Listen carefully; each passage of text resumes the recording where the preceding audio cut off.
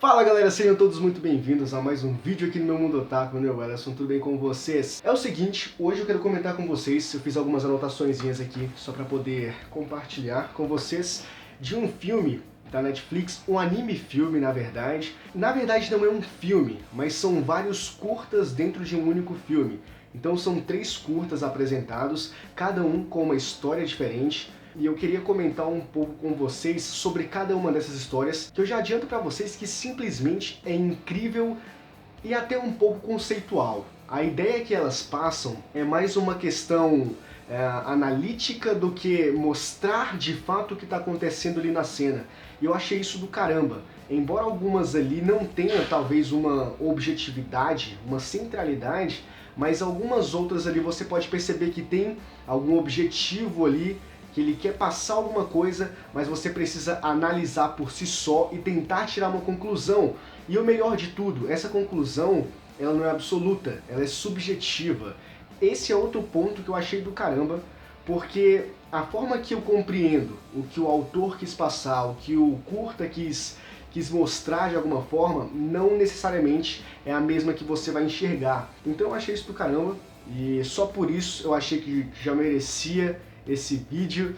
E aí eu tava assistindo, e eu não sei se ele é recente, se ele entrou nessa última leva desses animes aí, mas vamos comentar um pouco sobre ele.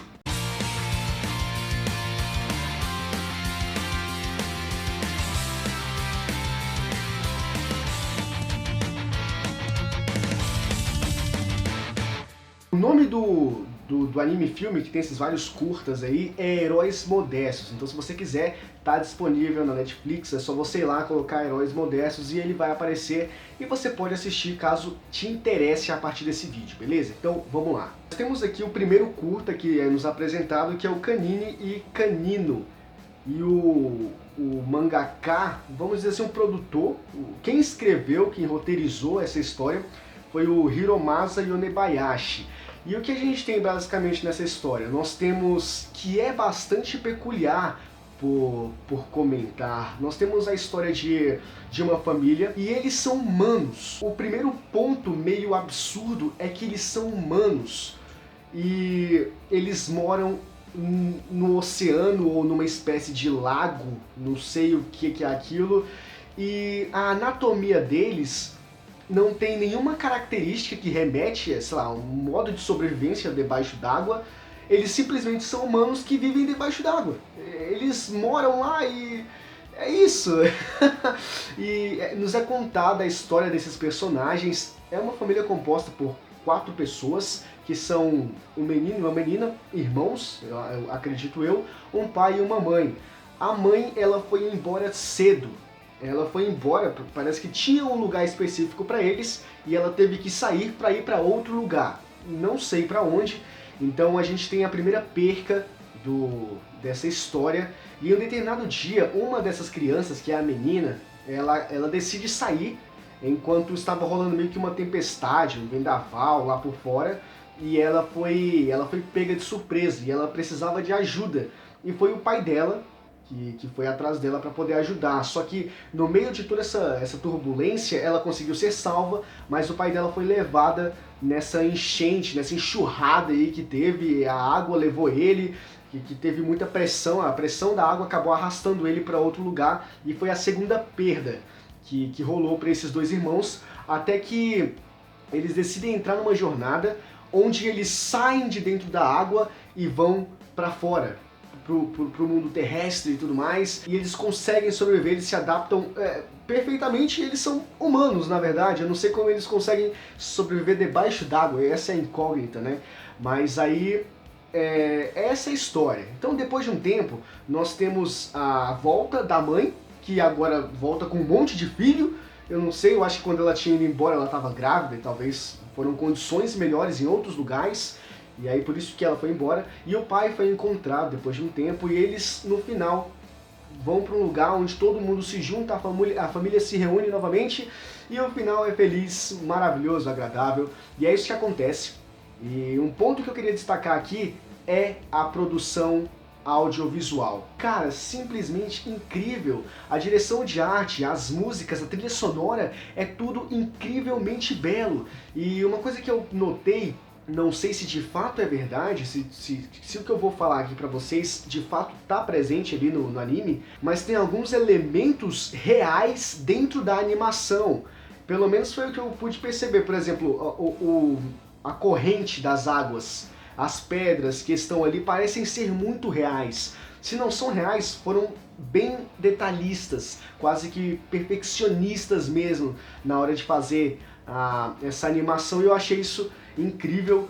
E essa é a primeira história que é abordada, é o primeiro curta, e agora nós vamos falar um pouquinho sobre o segundo curta. O segundo curta é o Life Ain't Gonna Lose, traduzindo em português, A Vida Não Se Perderá. E ele foi escrito pelo Yoshiyuki Momose. Essa história ela já tem um pouquinho mais de lógica. Nos é apresentado a história de um garoto que, desde pequeno, ele tinha alguns problemas com a alimentação e ele foi restringido de comer ovo e todos os seus derivados. Então ele não podia, porque senão ele morreria.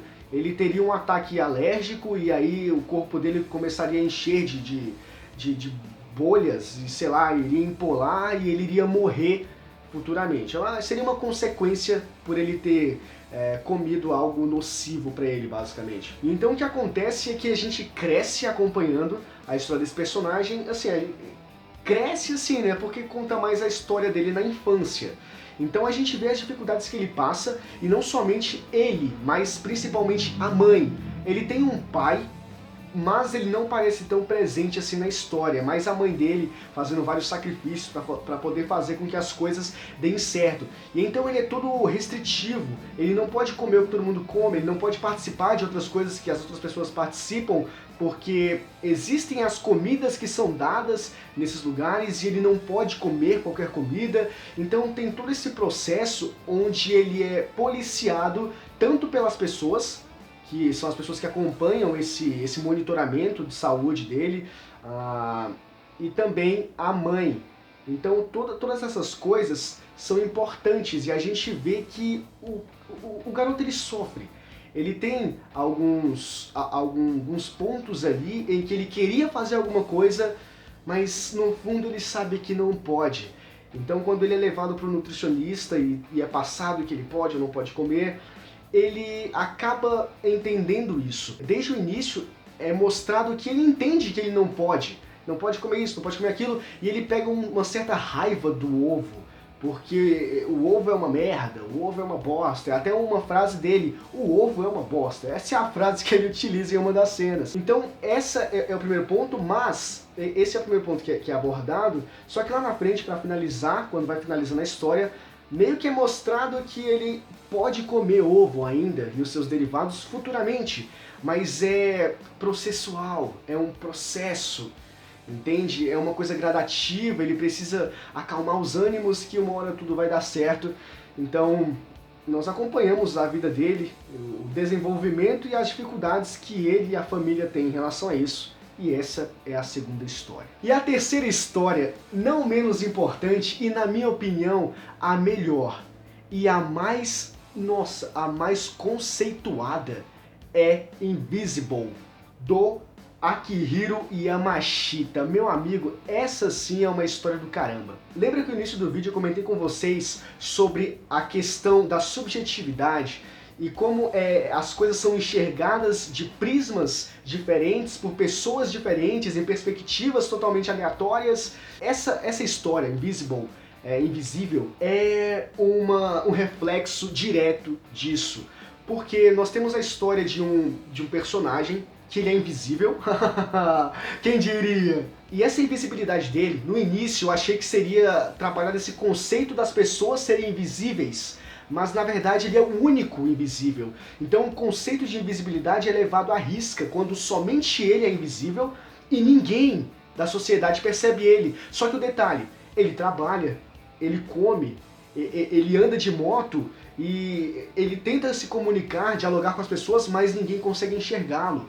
E esse é um ponto interessante. Só que o mais interessante ainda, já correndo lá pro finalzinho, ele pode ser enxergado por algumas pessoas. E olha só o irônico de toda a história e também o mais interessante. As únicas pessoas que conseguem enxergar ele é um cego e uma criança recém-nascida, uma criança de colo. São as únicas duas pessoas em toda a história que conseguem enxergar isso. E olha que ele tentou o diálogo com todas as outras pessoas, ele tentou interagir, ter uma interatividade, mas as pessoas não conseguiam enxergá-lo.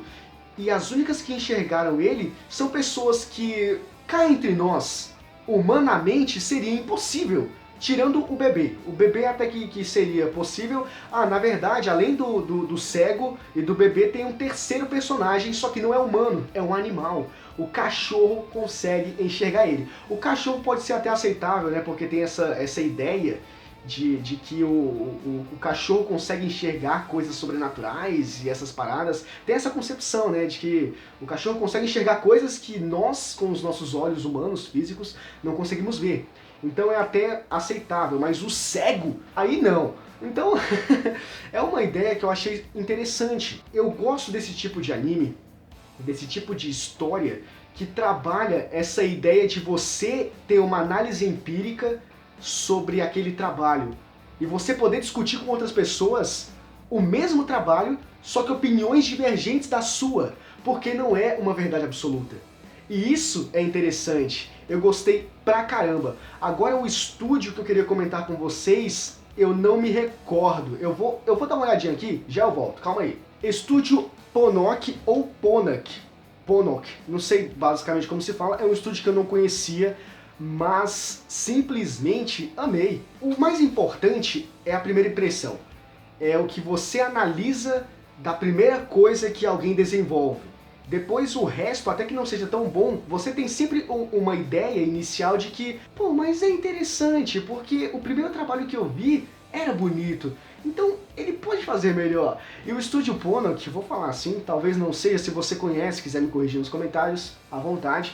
O Estúdio Ponok, o primeiro contato que eu tive com ele foi com animações muito bem trabalhadas, um enredo de história simplesmente fascinante e uma produção audiovisual incrível. Então foi uma primeira impressão do caramba, e enquanto eu estava assistindo eu já pensei, eu vou gravar um vídeo sobre isso. Com certeza eu vou gravar um vídeo sobre isso, porque merece um vídeo sobre isso, porque simplesmente é uma história incrível. Então aqui está o vídeo pra vocês, eu espero que vocês tenham gostado assim, tanto quanto eu gostei. Então eu peço pra vocês, se vocês gostaram do vídeo, chegar até aqui, deixar o like porque é muito importante, vai ajudar no engajamento, se inscrever no canal, ativar o sininho das notificações para você receber todos os vídeos futuros que eu postar. Aqui na descrição tem um link do nosso perfil lá no Instagram, beleza? Segue a gente lá, eu conto muito com o vosso apoio, a gente se vê no próximo vídeo, é nóis, valeu, falou e tchau!